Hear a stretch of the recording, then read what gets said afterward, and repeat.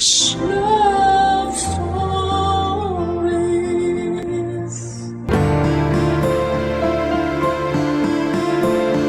Madalas tayong bumibili ng kung ano-ano para i-treat ang ating sarili. Kung minsan ay parang rewarding na rin sa atin kapag nakakabili tayo ng mga bagay na gusto natin. Ikaw kabarangay, ano ang madalas mong binibili bilang reward para sa sarili mo? Dear Papa Dudut, magandang araw po sa inyo. Ako po si Zane at avid listener po ako ng Barangay LS sa YouTube man at sa Facebook. Nalaman ko po yung tungkol sa email address ng Barangay LS sa Facebook. Kaya po naisipan kong ipadala sa inyo ang kwento ng buhay ko kasama ang aking pinakamamahal na mama na si Mama Lydia. Ipagdarasal ko po na sana'y mapili po ninyo ang sulat kong ito. Sinabi ko na rin po kay Mama na magpapadala ako ng sulat sa inyo at natuwa si Mama noong sinabi ko yon. Matagal na po kasi naming pinapangarap na sana'y marinig namin yung kwento ng buhay namin sa radyo. Kaya't sobrang tuwa po namin noong nalaman namin ang tungkol sa email address ng Barangay LS. Si Mama nga po pala ay isang housewife. Pero noong pumanaw po si Papa ay talagang nakita ko kung gaano siya nahirapan. Si Papa po kasi lang ang nagtatrabaho noon para sa amin. At nang mawala siya, doon namin naranasan ang hirap ng buhay. Tandang-tanda ko pa po na may mga pagkakataon na late na ako sa nakakapag-exam sa school kasi hindi pa nababayaran ni Mama ang tuition fee ko. At may mga pagkakataon din na itlog na lang ang kinakain namin dahil kinakapos na kami sa budget. Nang mga panahon na yon, nangungutang na lamang si Mama sa mga kakilala niya para lamang makaraos kami.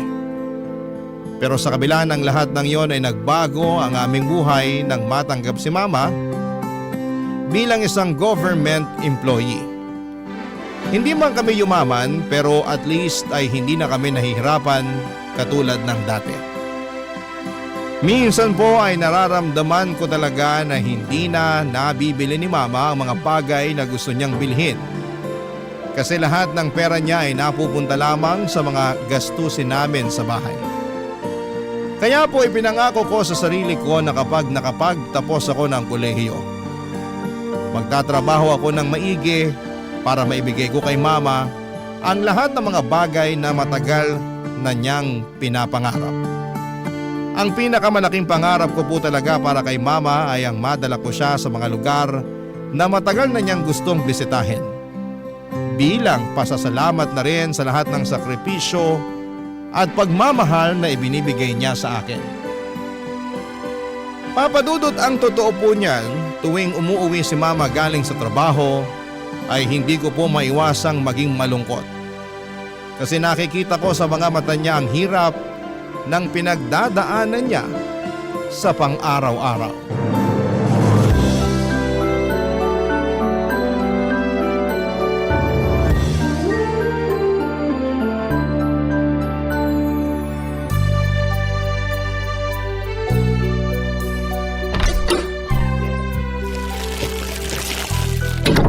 Anak, pasuyo naman oh.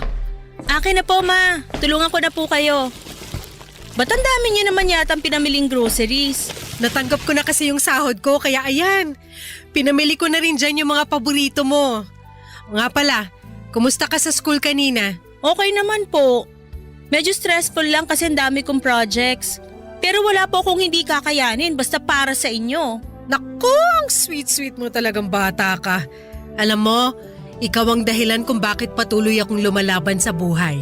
Ang totoo po niyan, naaawa na po ako sa inyo kasi alam kong matagal nyo nang gustong mag-resign sa trabaho. Pero huwag po kayong mag-alala. Ilang taon na lang po at makakapagtapos na rin ako sa college. At kapag nangyari yun, ako na po bubuhay sa inyo. Promise mo yan ha? Syempre naman!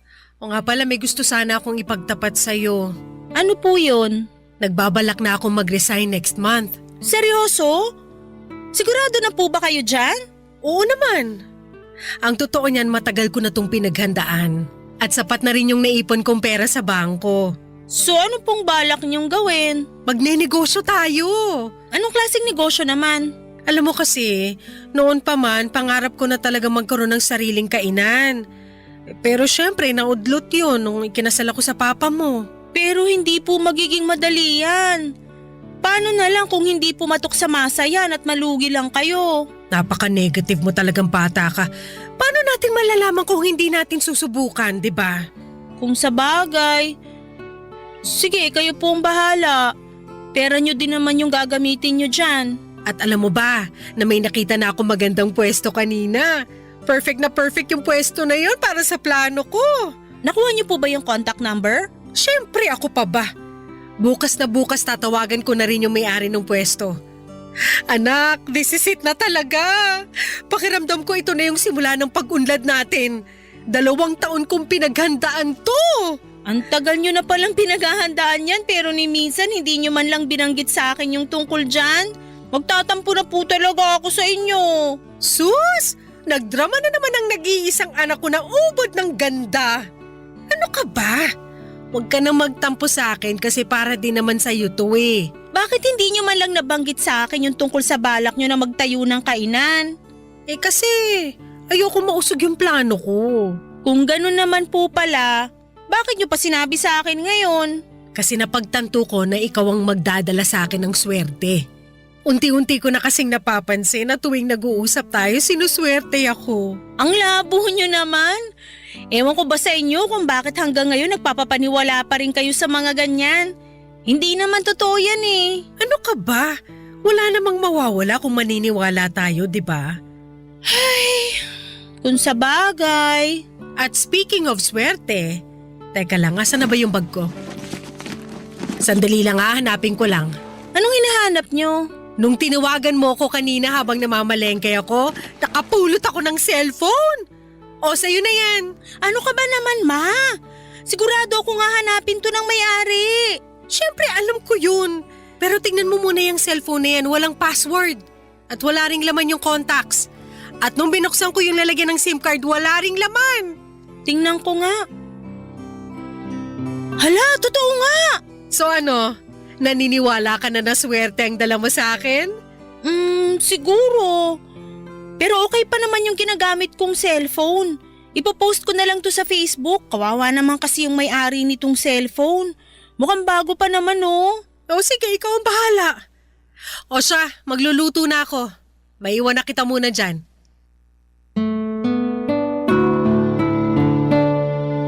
Habang nagluluto si Mama ng gabing yon ay naisipan ko pong i-post sa Facebook yung cellphone na nahanap niya. Marami pong nag-attempt na i-claim yung cellphone pero hinanapan ko talaga ng resibo yung mga gustong kumuha. Kasi yun lang po ang paraan para mapatunayan na sila nga ang tunay na nagmamay-ari ng cellphone. Pero wala pong nakapagpakita sa akin ng resibo. Kaya hanggang ngayon ay nasa drawer ko pa rin yung cellphone. Anyway, Papa Dudut, sobrang mapamahiin po talaga si Mama. Naniniwala po talaga siya na tuwing tinatawagan ko siya ay sinuswerte siya. Natatawa at hinahayaan ko na lamang po si Mama sa mga gusto niyang paniwalaan kasi alam ko naman na harmless yon. Hindi ko na rin po siya masisisi kasi yung henerasyon niya ay lumaki sa mga ganitong paniniwala at pamahiin. Hinahayaan ko na lamang po siya kasi wala naman pong masama sa mga pamahiin na gusto niyang paniwalaan niya. Kaya't iniintindi ko na lamang. At tungkol doon sa plano ni Mama makalipas ang ilang buwan, natuloy na po yung plano niyang mag-resign sa trabaho at tinuloy po niya yung pangarap niyang magtayo ng sarili niyang kainan sa pwestong nagustuhan niya. Tandang-tanda ko pa noong mga panahong yon ay hindi po sapat yung savings ni Mama para ipatayo ang kainan at nagkautang pa po siya para lamang may patayo yung kainan. Pero sa kabila ng lahat ng hirap at sakripisyo ay nagbunga po ang lahat. Ang kainan po ni Mama ay nag-boom at mukhang hindi po nagkamali si Mama sa desisyon niyang iwanan ang trabaho niya bilang government employee para sa pagnenegosyo. Napakasaya po namin kasi talagang napatunayan ni Mama na kaya niyang magtagumpay sa sarili niyang diskarte at sipag. At kung akala niyo po na nabawasan na yung stress ni Mama simula nung nagnegosyo siya ay nagkamali po kayo. Mas lalo pong dumoble yung stress niya kasi may mga tao na siyang tinututukan at habang tumatagal ay dumadami din yung mga customers namin. Yung kainan po namin ay 15 minutes lang ang layo sa bahay namin. Kaya kapag wala akong pasok ay tumutulong ako doon. Kadalasan po ay tumutulong ako sa mga tauhan ni Mama na nagsiserve ng pagkain. Naglilinis ng mga mesa, nagwawalis at kung ano-ano pa. Aaminin ko na nakakapagod yung negosyo na yon pero masasabi ko rin po na worth it ang lahat ng pinagdaanan ni Mama para lamang maipatayo ang kainan namin, Papa Dudut.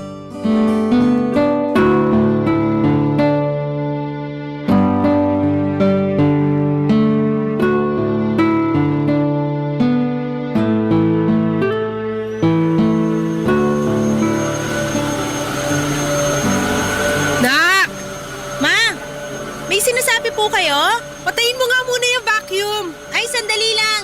Patayin ko lang to. Pasensya na po, medyo maingay kasi tong vacuum eh. Ano ka ba naman? Ba't ka pa kasi nagba-vacuum dyan? Ipaubaya mo na yan sa mga tauhan natin. Hayaan nyo na po ako.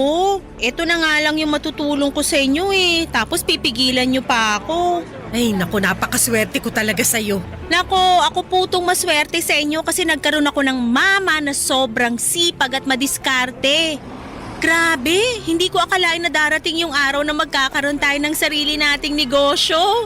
At take note, nabayaran ko na rin lahat ng inutangan ko para lang maipatayo tong kainan natin. Salamat sa Diyos! Sana magtuloy-tuloy na talaga to. Ay naku, sigurado yan. Ikaw lang ang lucky charm ko eh.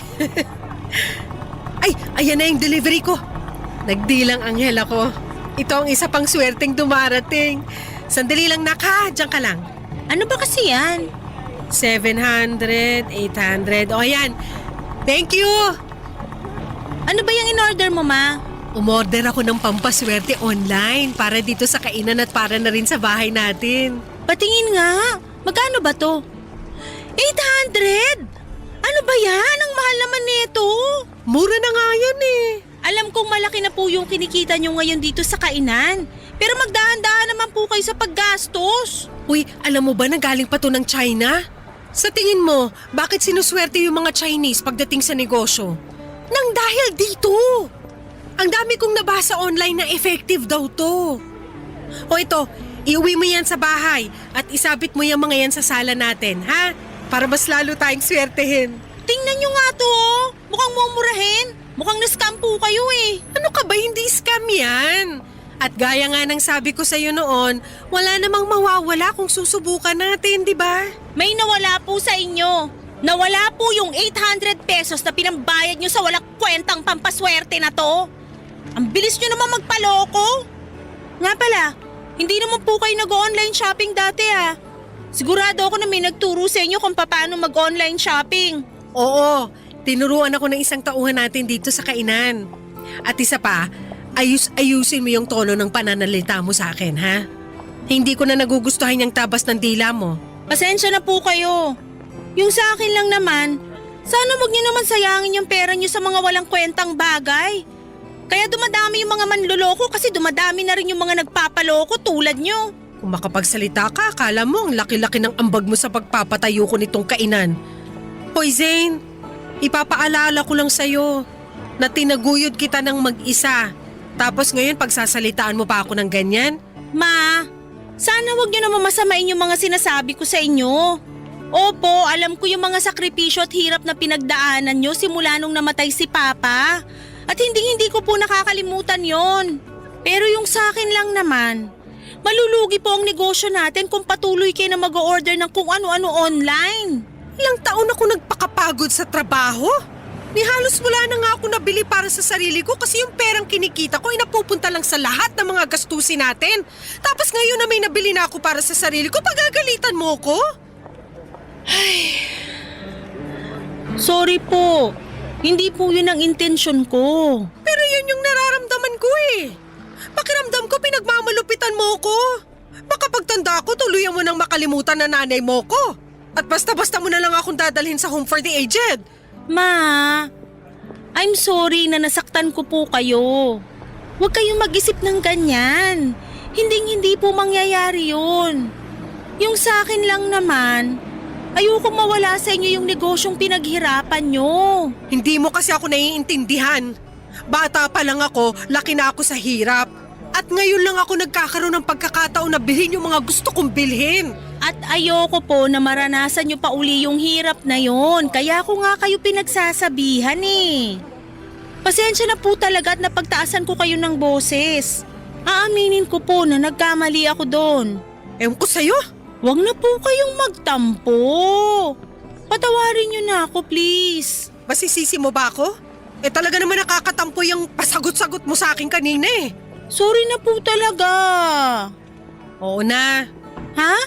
Oo na, pinapatawad na kita. Sabi ko na nga ba, hindi nyo ako matitiis eh. I love you, Ma. I love you too. Pero sa susunod na sagutin mo pa ako, sasampalin na talaga kita.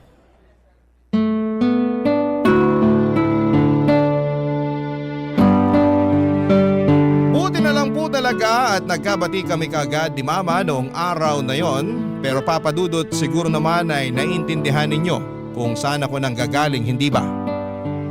Oo, siguro yung maliit lang na halaga yung 800 pesos para gawing malaking issue. Pero ang ayoko lang talagang mangyari ay yung mag-aksaya si Mama ng pera para sa mga nakikita niya online. Ang mahirap kasi sa ibang mga matatanda ngayon, lalo na sa mga hindi masyadong techie, ay mabilis silang nagpapaniwala sa mga nakikita sa online. Kaya minsan ay nagiging target na sila ng mga scammers.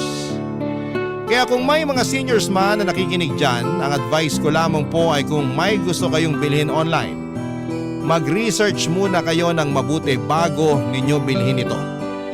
At mas maganda po kung may mga anak o kaibigan kayong makakatulong sa inyo para alamin kung legit o fake nga ba ang isang produkto. Lumipas sa mga araw at mas lalo kong napapansin na dumadami yung mga ino-order ni Mama online. Mabuti sana kung may kwenta yung mga binibili niya, pero sa totoo lang, wala talagang kakwenta-kwenta yung mga pinamimili ni Mama. Naku Papa Dudut, matatawa kayo sa mga binibili ni Mama. As far as I remember, bumili siya ng pang-crack ng itlog, tapos bumili rin siya ng machine na nag-slice ng mga saging at bumili pa ng napakaraming toilet paper na nag-glow in the dark. Aabutin tayo ng magdamag kung iisa-isahin ko po yung mga walang kwentang bagay na binibili ni Mama. Maniwala po kayo, ginawa ko na talaga ang lahat para pigilan si Mama sa pag-online shopping niya.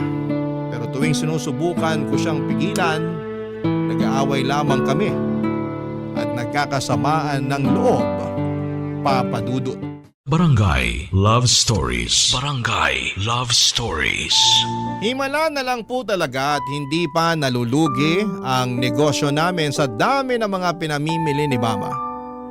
Noong mga panahon na yon ay dinadagsa pa naman ng mga customers ang kainan namin. Kaya yung perang winawaldas ni Mama sa mga walang kwentang bagay ay nababawi rin naman niya kaagad. Pero Papa Dudut, ang totoo, ang hirap po talaga. Kating-kati na akong pigilan si Mama ng mga panahon na yon. Pero kahit na anong paliwanag ko kay Mama ay hinding-hindi niya pa rin ako maintindihan. Kinuwento din sa akin ni Mama na noong bata pa siya ay sobrang hirap daw ng buhay nila. At mas mahirap pa daw sila sa daga at yung mga gamit niya noon ay puro luma at sira-sira. Kaya ngayon ay bumabawi siya sa sarili niya at bumibili ng mga bagay na gusto niyang bilhin dahil sa may pera na siya. Pero Papa Dudut, alam ko po na hindi magtatagal ay mawawala lahat ng pinaghirapan ni Mama kung magpapadala lamang siya sa emosyon niya. Kaya naman patuloy pa rin akong tumututol sa pag-online shopping niya. Kaya isang araw habang natutulog si Mama ay napag-isipan ko na i-install yung shopping application sa cellphone niya. Noong nagising po siya ay nataranta siya at nagsisigaw kasi wala na raw yung application. At nagpanggap ako na wala akong alam sa mga nangyari. At nagsinungaling ako kay mama at sinabi ko sa kanya na may virus ang cellphone niya. Pero tuso po si mama kasi noong araw na yon ay pumunta siya sa paggawaan ng cellphone at nagpatulong siya sa mga technician para ma-install muli yung shopping application sa cellphone niya. At nung mga sumunod na linggo ay palala ng palala at pamahal ng pamahal yung mga pinamimili ni mama online. Dumating na sa puntong bumili siya ng flat screen TV kahit maayos pa naman ang TV namin. At bumili pa siya ng bagong refrigerator kahit na wala namang sira ang luma naming ref. Na mga panahon na yon ay kating-kati na akong basagin yung cellphone ni mama para hindi na niya ito magamit. Pero syempre mahal ko ang mama ko at ayokong sirain ang gamit niya. Makalipas nga papadudot ang isang buwan ay nagulat po ako ng isang araw ay pagkagising ko ay may napansin ako na napakalakas na ingay sa loob mismo ng bahay namin.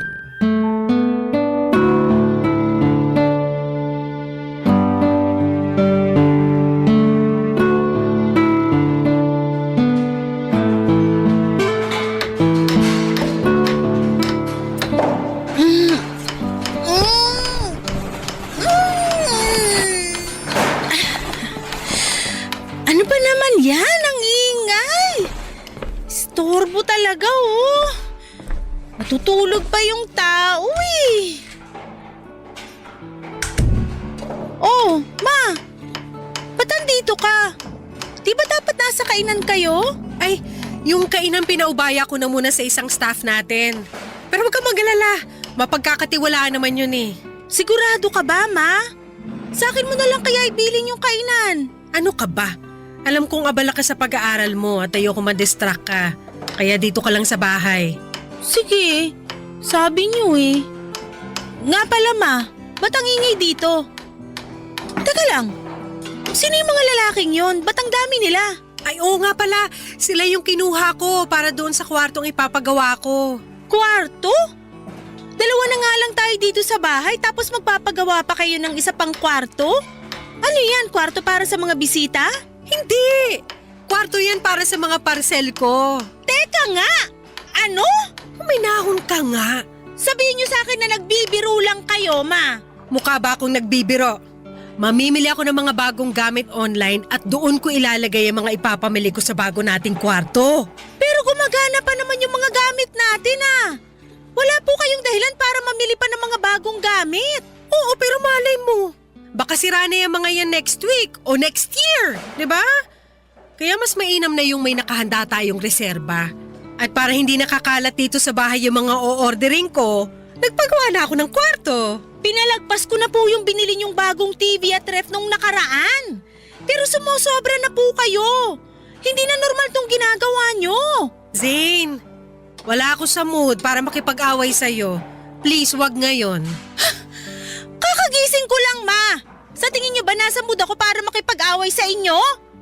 I'm sorry, pero hindi ko na matitiis to. Puntahan niyo yung mga lalaking yun at sabihin niyo sa kanila na hindi niyo na itutuloy yung pagpapagawa ng bagong kwarto. Ano? Naiibang ka na ba? Kinontrata ko na ang mga yan. Kung hindi niyo kaya, pues ako na mismo magsasabi sa kanila na tigilan na tong kalokohang to. Sige, gawin mo at palalayasin kita rito. Alam kong hindi niyo magagawa sa akin yan. Huwag mo akong susubukan. Pinapangako ko sa'yo na maghahalo ang balat sa tinalupan pag kumontra ka pa sa mga gusto ko mangyari. At isa pa, ano ba yung kinagagalit mo? Ha? Hindi naman kita pinababayaan At nababayaran ko rin lahat ng mga kailangan bayaran dito sa bahay. Hindi niyo na nakikita, ma. Itong pag-hoard niyo ng mga gamit, ito ang sisira sa atin. Palibasa hindi mo ako naiintindihan. Kasi hindi mo naman naranasan yung hirap na dinanas ko nung bata pa lang ako. Utang na loob! Hanggang kailan niyo balak gawing rason yan, ha? Rinding-rindi na po ako sa dahilan niyo na yan. Gusto ko po kayong intindihin pero sa puntong to, ang hirap-hirap niyo nang unawain. Kung nahihirapan ka na sa akin, edi lumayas ka! Hindi ko kailangan ng anak na minamandohan ng bawat galaw ko. Intindihin niyo rin naman ako. Minamanduhan ko po kayo kasi nag-aalala ako sa inyo at mahal na mahal ko po kayo. Kung ganun lang din naman, pues, wag mo na lang ako mahalin. Kasi nanliliit ako sa sarili ko. Pinamumukha mo sa akin na bobo ako tuwing pinaparamdam mo sa akin yung pagmamahal na sinasabi mo. Ma, nakikiusap ako sa inyo. Tigilan nyo na to, please. Pagod na ako sa buhay na to, Zane. Yung pag-o-order na nga lang yung nagpapaligaya sa akin, tapos ahadlangan mo pa? So kailan kayo titigil? Kapag nalugi na yung negosyo natin? Ano bang pinuputok ng butsi mo? Maayos ko naman na napapatakbo yung negosyo natin Alam niyo po, sa totoo lang, gustong-gusto ko nang questionin kung paano kayo nakapagpatayo ng negosyo in the first place Kasi sobrang irresponsable niyo po pagdating sa financial decisions. Ano? Nakakasawa ba yung pakiramdam ng nakakaluwag-luwag na kayo sa buhay kaya bili kayo ng bili ng mga gamit? Hindi niyo naman kailangan yung mga pinagbibili niyo. Buti sana kung may kwenta yung mga ino-order niyo Gumagastos lang kayo sa wala.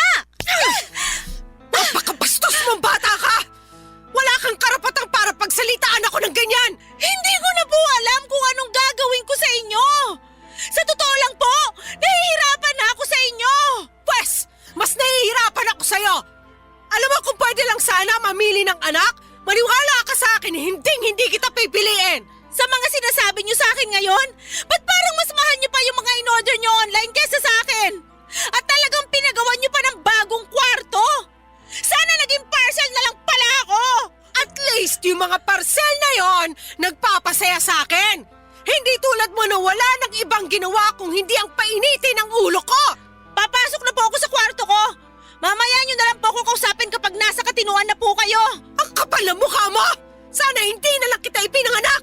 Napakawalang niya mo!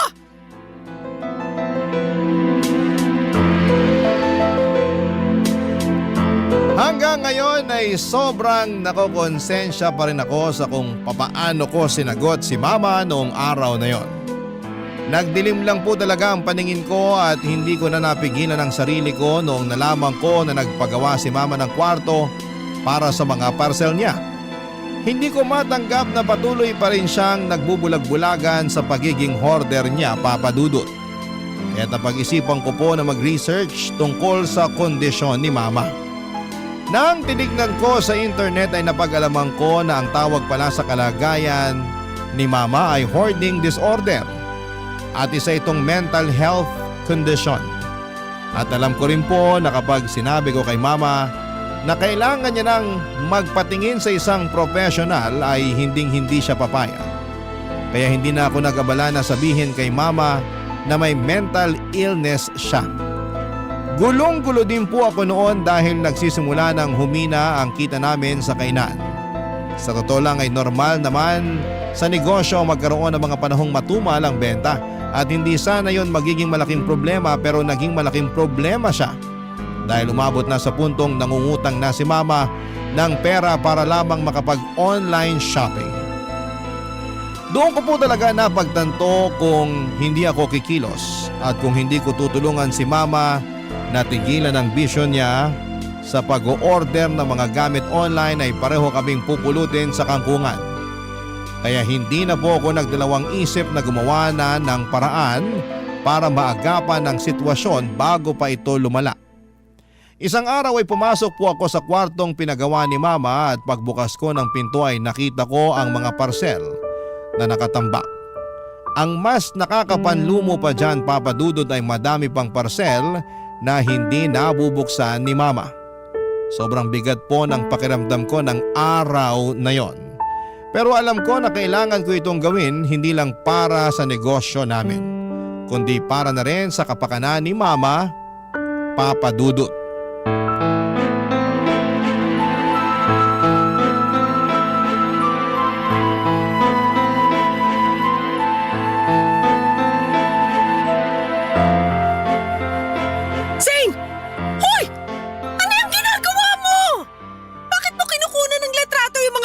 Dito sa kwarto, ha? At bakit mo naman binuksan tong parcel ko? Ma, I'm sorry pero kailangan na nating ibenta tong mga to. Ano? Hindi!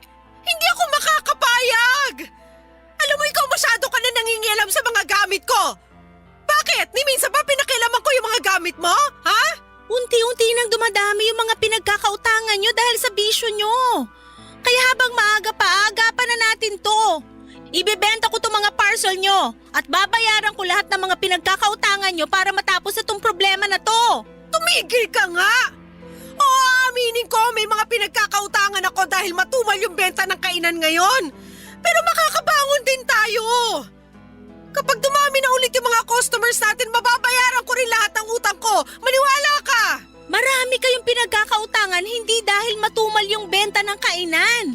Kung hindi dahil dyan sa bisyo nyo sa pag-online shopping. Paano kung matatagalan pa bago makabangon yung kainan, ha? Ano, aantayin nyo pa ba na tamaan kayo ng kidlat bago nyo maisipang magdasal? Hindi na! Ako na mismo ang puputol sa bisyo nyo.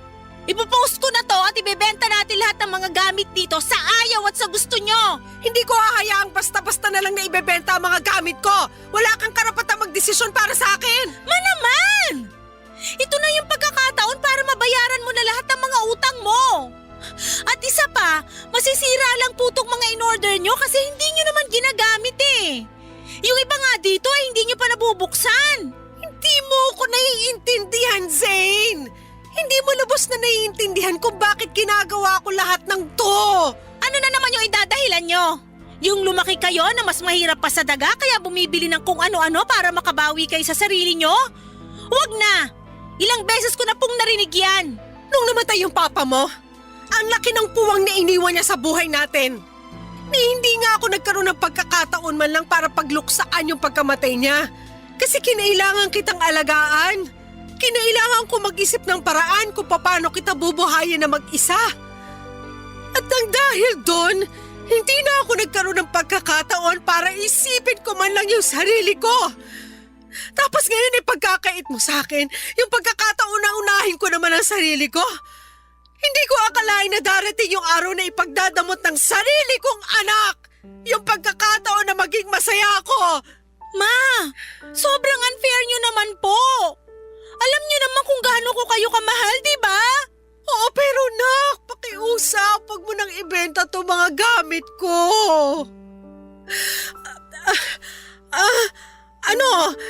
Pinapangako ko sa'yo na huling-huli na to. Hindi na ako mag-o-order ng kung ano-ano online. Pangako sa'yo yan. Sigurado na ba yan? Oo naman.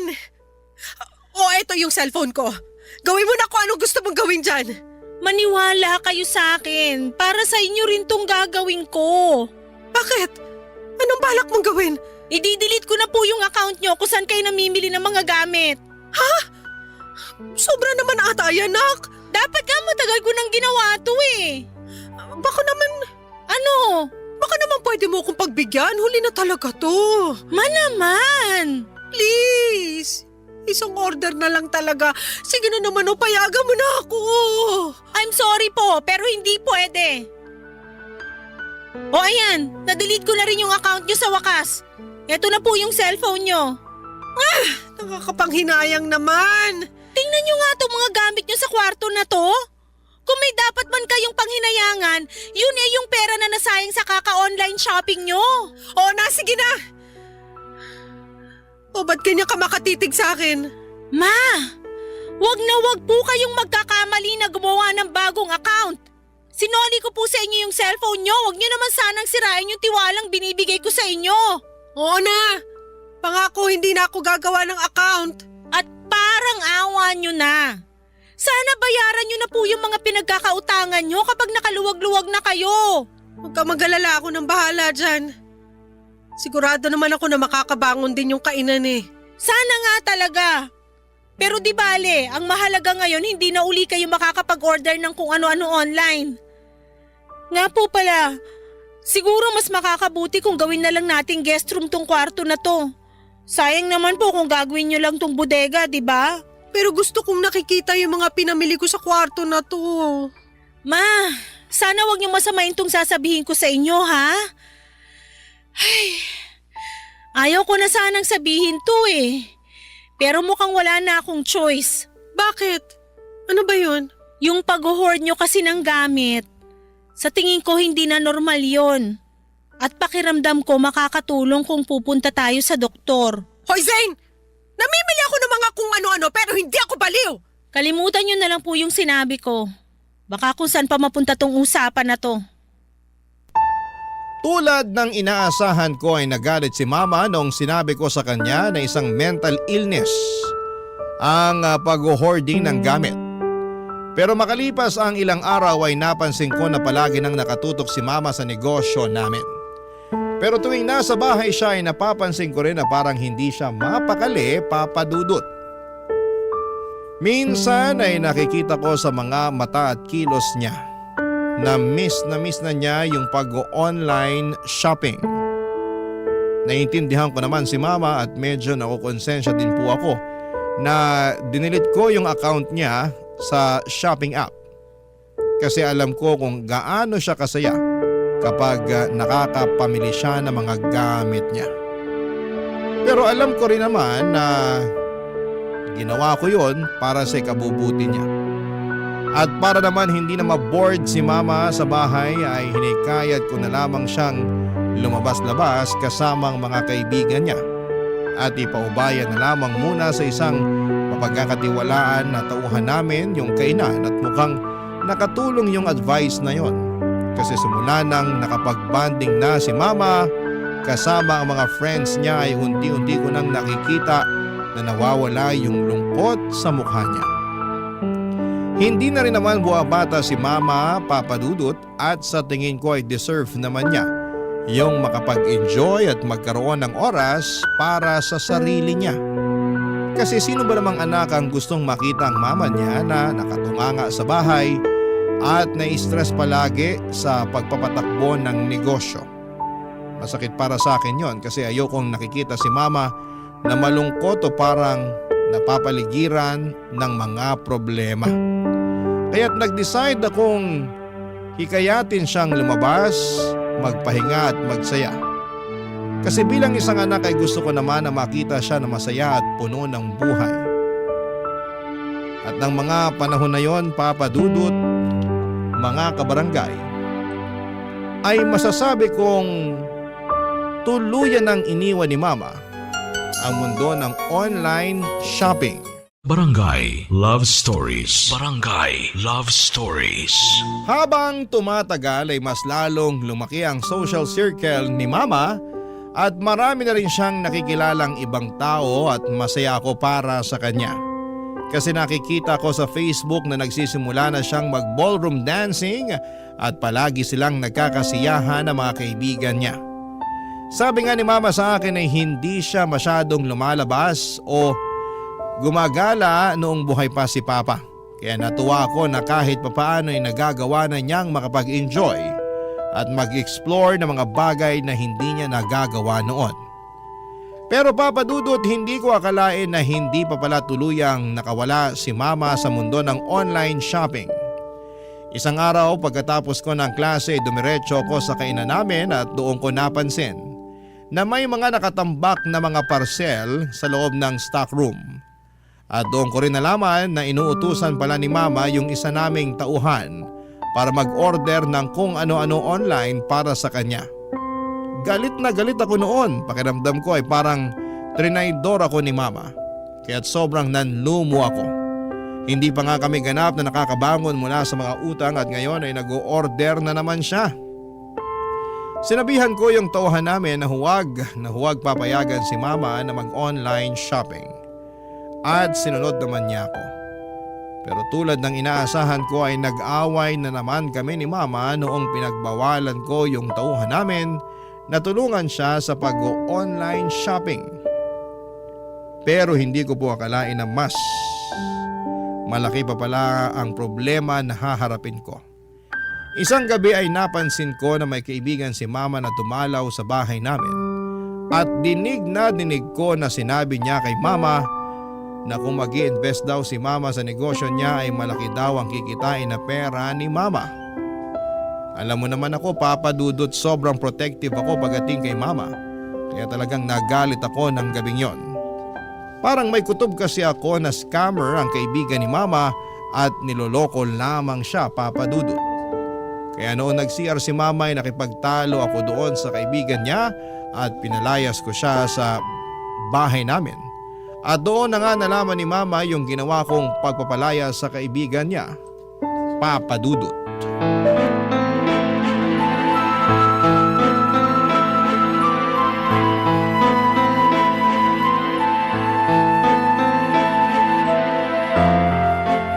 Zane! Asan na yung Yung kaibigan niyo po na inaalo kayo mag-invest sa negosyo niya? Pinalayas ko na. Ano? Bakit mo naman ginawa yun? Hindi pa ba malinaw sa inyo na niloloko lang kayo nung tao na yon? Manaman, tama na.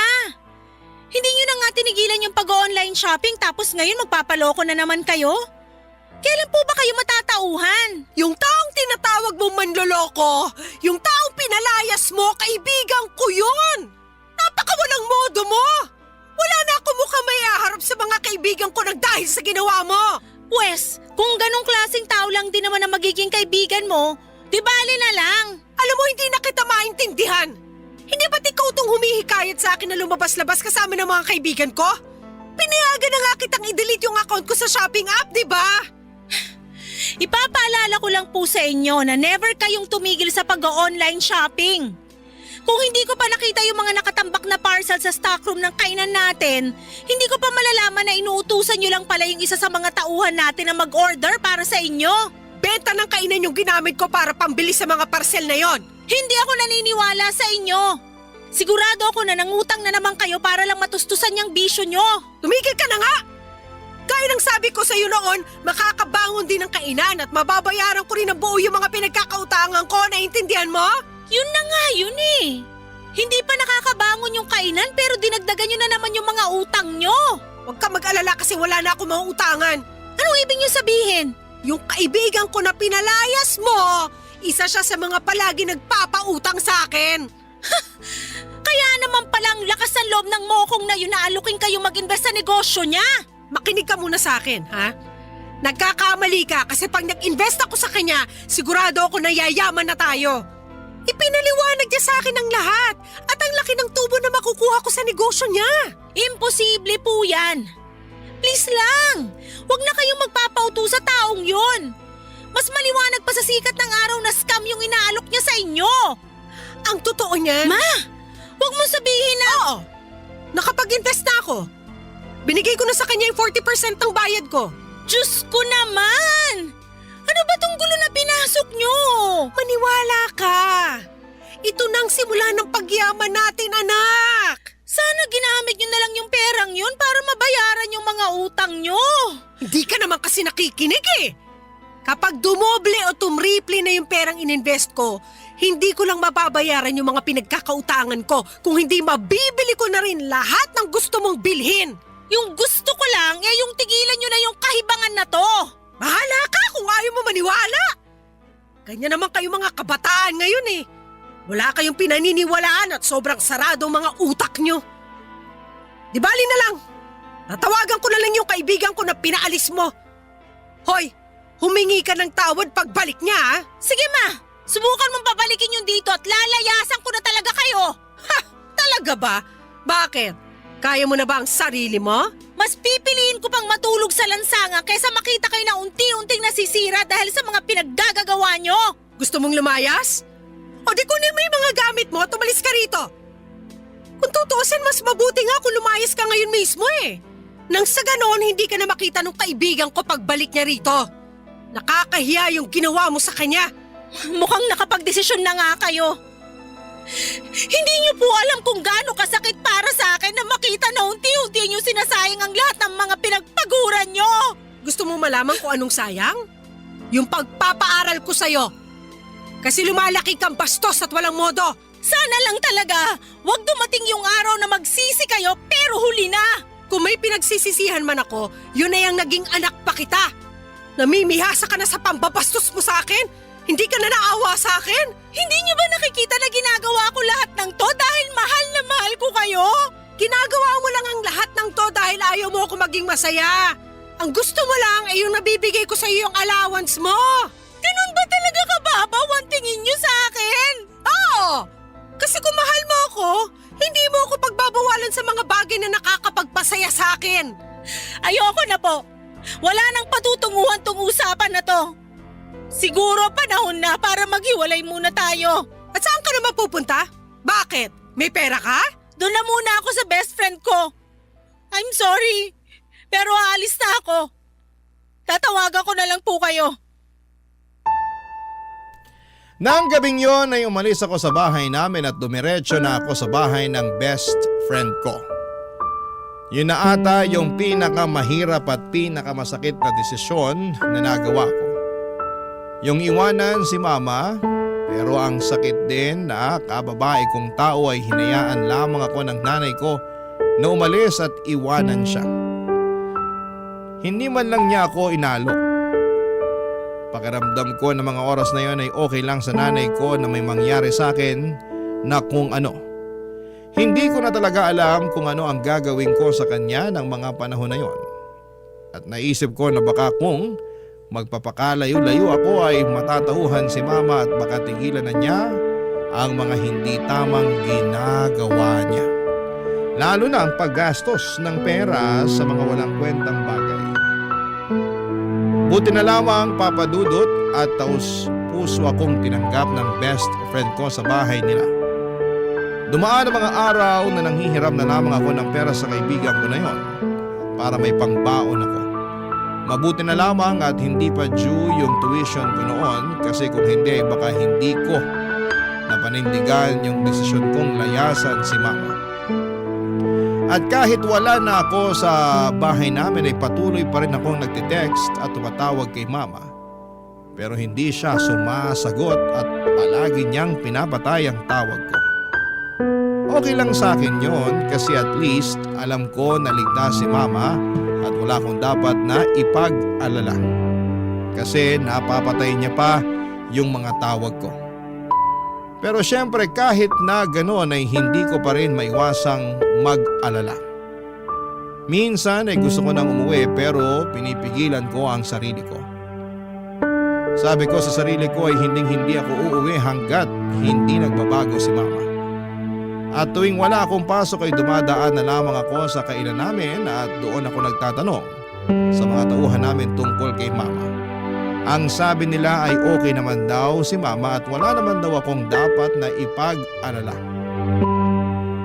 Pero isang araw ay tinawagan ako ni mama at pinapauwi na niya ako. Kaya nagpasalamat ako sa best friend ko na pinatuloy niya ako sa bahay nila. At nung umuwi na ako sa bahay namin ay doon ko nalaman ang tunay na kalagayan ni mama, Papa Dudut.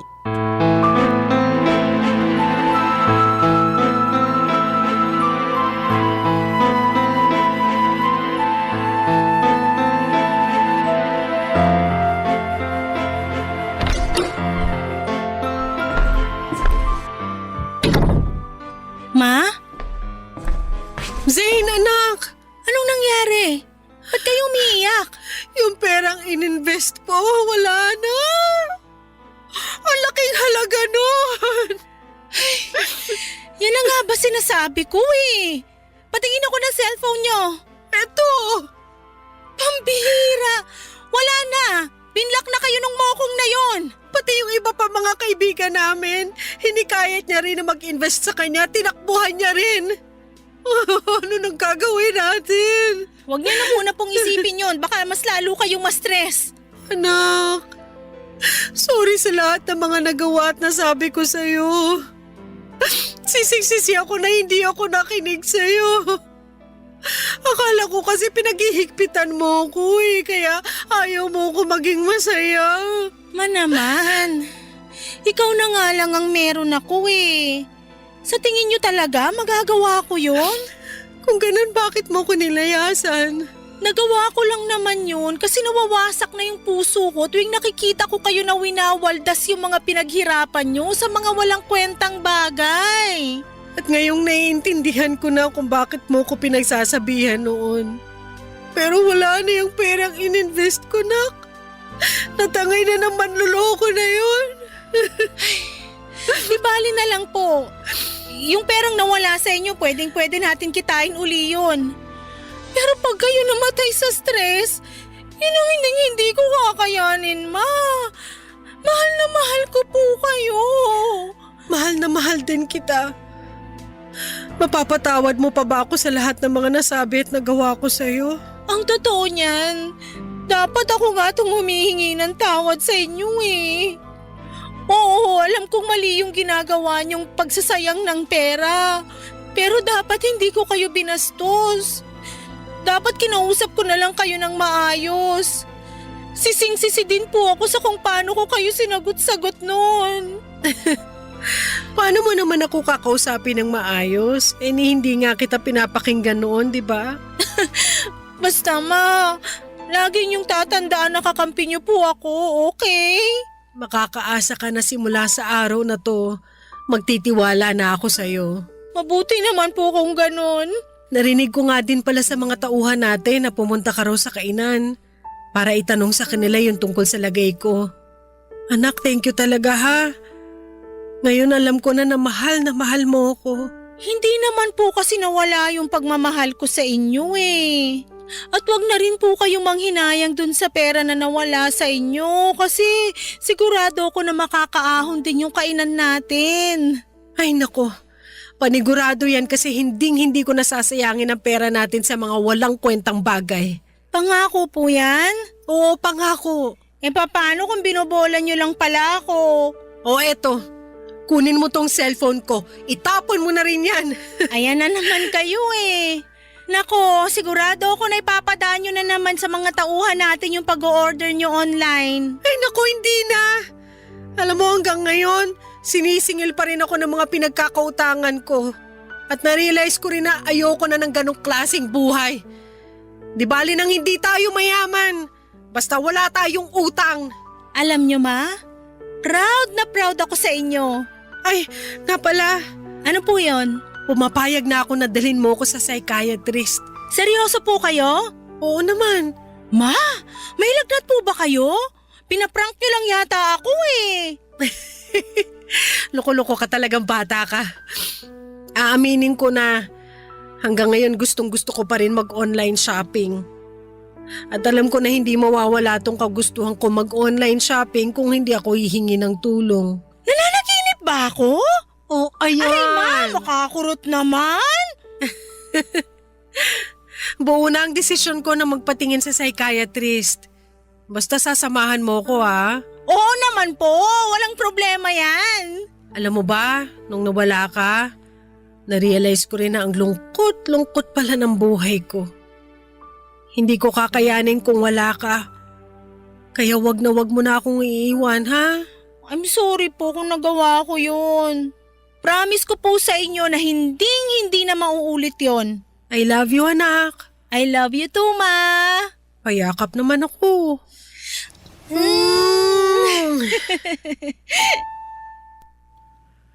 Papa Dudut, sigurado po akong yun na yung pinakamasayang araw sa buhay ko dahil alam ng Diyos na wala na akong ibang hiling kundi ang magbago si Mama at matauhan siya sa pagwawaldas ng pera niya sa mga walang kwentang bagay. Aaminin ko rin po na may halong panghihinayang ako doon sa perang na-scam kay Mama. Pero hinayaan na lang namin yon kasi ayaw ko nang ma-stress si Mama at karma na lamang ang bahala doon sa manloloko niyang kaibigan. Iniisip ko na lamang na at least ay natauhan na si Mama pagkatapos niyang may scam. At ngayon po ay okay na kami ni Mama at unti-unti nang nakakabangon ang kainan namin. Mas nagiging maingat na si Mama sa paggastos at sa tulong ng psychiatrist, mas naintindihan na ni Mama kung bakit siya nag-hoard ng mga gamit at natutunan na niya kung paano iwasan at kontrolin ang nararamdaman niya. Lalo na yung hilig niya sa pag-online shopping. At dahil na rin sa tulong ng psychiatrist ay tuluyan ang iniwanan ni Mama ang mundo ng online shopping. At abala na si Mama ngayon sa pagbayad doon sa mga pinagkakautangan niya. Proud na proud po talaga ako sa character development ni Mama.